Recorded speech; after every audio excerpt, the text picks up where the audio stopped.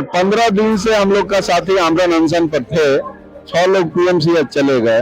तो देखिए स्थिति सही नहीं था कि कोई जज साहब भी थोड़े बोलता है कि आओ आओ हम तुम्हारा सजा माफ करेंगे, आओ आओ।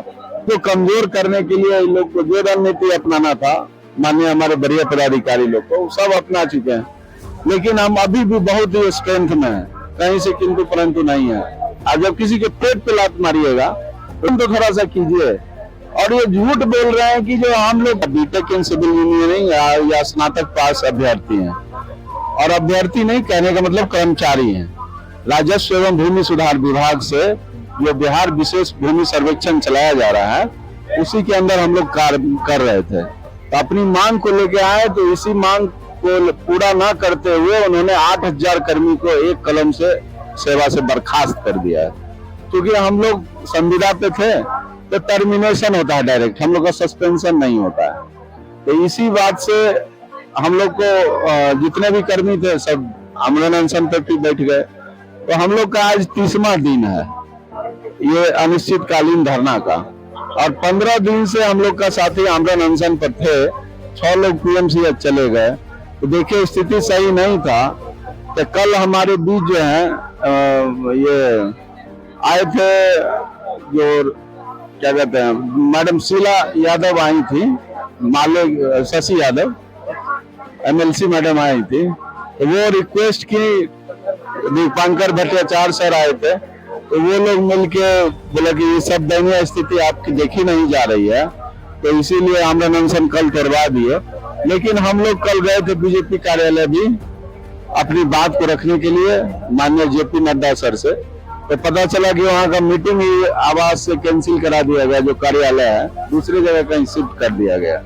लेकिन बात अभी भी हम लोग की मानी नहीं जा रही है, और विभागीय द्वारा बताया जा रहा है कि इन लोग को अपील का रास्ता खोले हैं। अपील में हम लोग काहे जाएंगे?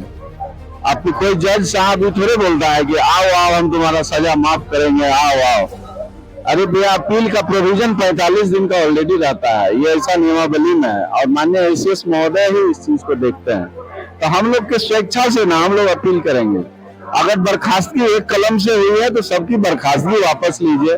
हम लोग के मांग पे तो कोई विचार करने के लिए तैयार ही नहीं हो रहा। न माननीय मंत्री जी तैयार हो रहे हैं, न माननीय एसीएस महोदय हो रहे हैं, न माननीय जयसिंह सर हो रहे हैं, न हमारी डायरेक्टर मैडम हो रही।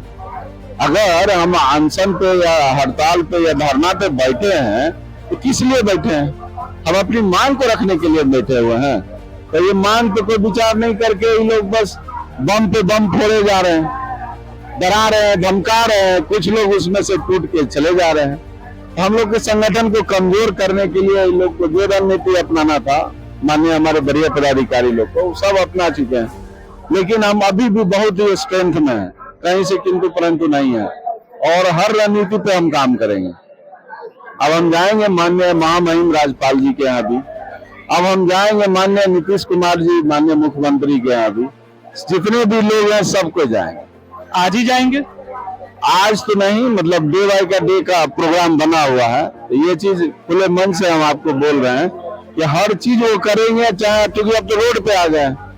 किसी के पीठ पे लात लोग मार देता है, लोग सह लेता है, और जब किसी के पेट पे लात मारिएगा तो नहीं सहेगा। बहुत बड़ी बातें बता रहे हैं आप। आपको क्या लगता है कि आप लोगों का अभी ये अनिश्चितकालीन आमरण अनशन जो था वो तो टूट चुका है, लेकिन आप लोगों का धरना स्थल पे धरना अभी जारी है, अभी कितने दिनों तक चल सकता है? ये सब जब तक हम लोग की मांग पर वार्ता नहीं करेगी, वार्ता करने के लिए कोई बात ही नहीं कर रहा।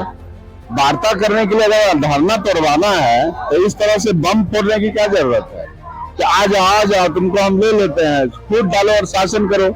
लेकिन मांग को पे विचार क्यों नहीं कर रहे हैं? तो हम लोग जिस मांग को लेके आए थे, हम 16 अगस्त से हैं, आप 17 को बुला लेते, आप मेरे गार्जियन थे, आप 17 को बुला लेते, आ जाओ बाबू क्या प्रॉब्लम है। लेकिन इतना तानाशाही रवैया अपनाए हुए हैं जिसका कहीं जोर नहीं है, और गलत मिसगाइड किए हुए हैं हमारे एसीएस महोदय। मतलब हम क्या बोले, बोलना नहीं चाहिए, अब झूठे बोलने लगे। मतलब उनको नेताजी का चुनाव नहीं लड़ना है, लेकिन फिर भी इतने बड़े पद पे हैं सर, कम से कम झूठ तो मत बोलिए। हम लोग का इतने छोटे लेवल के अधिकारी कर्मचारी हैं, कम से कम हम लोग पे दया तो रहम तो थोड़ा सा कीजिए। और ये झूठ बोल रहे हैं कि जो हम लोग कभी गए ही नहीं। मेरे पास फोटो और सबूत सब चीज है। कौन दिन उनको आवेदन देने गए और मिलने के लिए गए तो आवेदन हमसे एक्सेप्ट नहीं किए। हमारे पास हर दिन का फोटो है कि गया है कि नहीं गया है, और उनके हाथ में विज्ञापन सौंपते हुए हमारे कर्मी का विज्ञापन